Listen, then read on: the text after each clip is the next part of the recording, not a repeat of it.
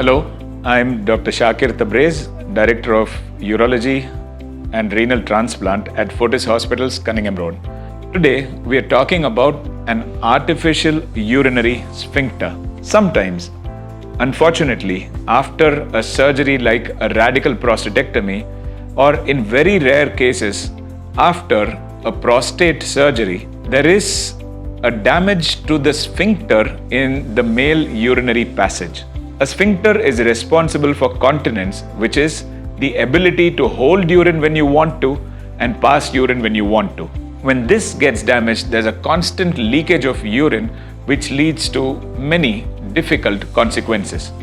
So here we use the artificial urinary sphincter, which is a very new and wonderful device where a cuff is placed around the urethra or the urinary passage and inflated. When it is inflated, the cuff can close the urethra, not allowing urine to flow.